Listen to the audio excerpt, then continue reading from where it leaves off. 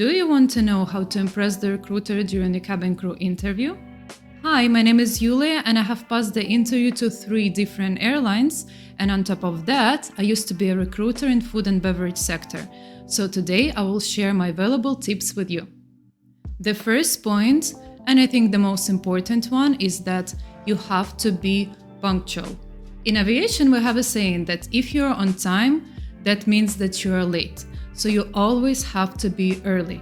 More likely your assessment day will take place in the conference room of the hotel, so of course you will need extra time to locate it. But also you might want to change, fix your makeup, like in my case, my assessment day happened in Kiev in February, and it was super cold outside, and I actually had to change my whole outfit, fix my hair, fix my makeup. I looked like a mess, so keep that in mind. And on top of that, of course, you need extra time to relax and get your thoughts together. So you could take extra 15 minutes to meditate, to have coffee, just do whatever that keeps you going. Well, not everything, but you know what I mean. And please never be late. This was regarding the start of the assessment day, but throughout the day you will be given lunch break or coffee break, and guys, you cannot be late from your break. For example, when I was passing my assessment day with Etihad, I remember this one guy, he was great candidate, the way he was dressed, the way he talked, his level of English. He had a big shot at getting hired, but then he was late from his break by like 10 minutes. And during the next round, I could see in the face of the recruiters that they're probably gonna eliminate him, and this is what happened. So I think you got my point. The next important point is that you have to look professional. And by that I mean that you have to follow the dress code and the grooming standards of the airline. No, you don't have to wear the actual uniform, but you still have to look like cabin crew. For gentlemen, you need to have your suit on, your shoes should be polished, your nails should be clean, your hair should be styled neatly, and your hair should be short. Long hair is not allowed. Sorry guys. And for Emirates, for example, you need to shave your beard. However, I have good news for those who are applying for Etihad. You could have the beard, but it should be trimmed nicely. Similar rules are applicable for ladies. You need to have full business attire, high heels on. I really recommend to wear the skirt instead of trousers. You need to have nice manicure. You need to style your hair. So for example, if your hair is short, like above the shoulder length, it's okay, you can just like pin it in place away from your face. But if your hair is long, you need to style it in a bun or a French twist. Ladies, I have a full video on my channel on how to follow the dress code and how to make the hairstyle, so make sure to check it out. I might even make a video about the makeup. Let's see. For inspiration, just go online and see how cabin crew look like. Now, when it comes to makeup, I know that there are different looks, and some girls they prefer more dramatic makeup, some girls they prefer to wear almost no makeup. However, you need to have some makeup on, just find some middle ground.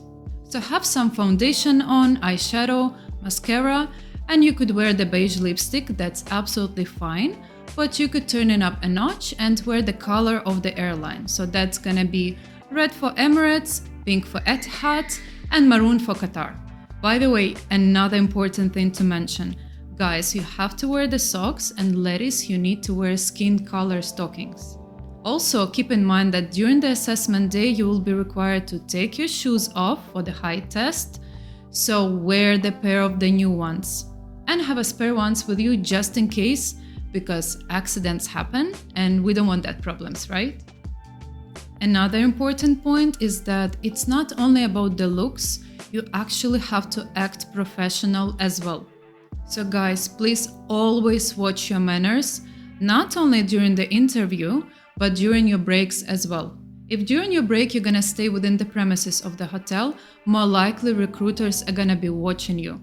They will be observing how you're carrying yourself, how you interact with other candidates, or how you talk to the hotel staff.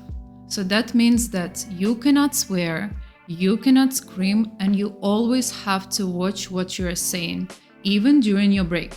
Of course, you'll be given the lunch break and the coffee break. So if you're the messy eater, and by the way, I'm not judging, I could be the messy eater myself, Just keep in mind of what you're gonna eat.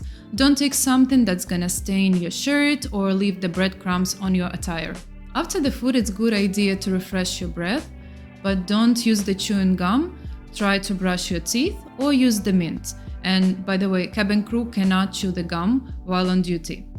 You probably saw how professional cabin crew act on board, how they carry themselves.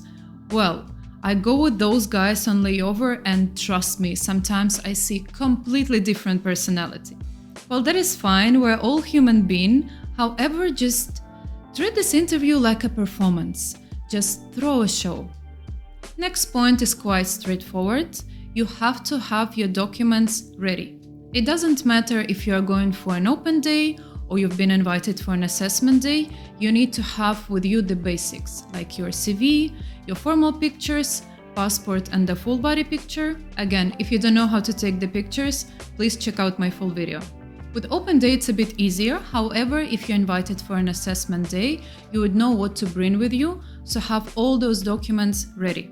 In my case, I was invited for an assessment day through a third-party agency in Kiev, and they sent us, I remember, the huge list of documents, and they even asked us to edit our CV in a specific format. So whatever is in that email, just follow the guidelines. Also, one point that I would like to mention is that you have to put your phone away and keep it on silent. I know, it's difficult, but try to disconnect from outer world, TikTok or whatever, and focus on your interview. On one hand, it might create a distraction. You might receive an unpleasant call and it's gonna make you anxious, and we don't want that. But on another hand, you can actually get into trouble because you cannot use your phone during the assessment day, and if you're gonna get caught, you will be eliminated. The only time when you could use your phone, apart from the breaks of course, is when recruiters allow you to do so. So you might take a picture of the slide or some papers. In this case, it's fine. And the last point, but really important one, you have to be polite and friendly. Now, remember, it's a performance. So if it is your turn to approach the recruiter, just approach them with a smile, ask them how they're doing, and hand over your CV. And also, it is very important to mingle with other candidates during the break. First of all, because it will help you greatly if you break the ice, because you might be teamed up together during the next group exercise. But also, I believe that team spirit should relax you a little bit and bring out your confidence. And for that, you have to look approachable and act friendly, even if you don't like the person, because I can guarantee you that you're not gonna like everybody that you're gonna meet on board. And recruiters know that. So let me know if this information was helpful. Guys, I love to read your comments, so if you have any other suggestions about the videos, please let me know. And I will see you very soon. Bye bye!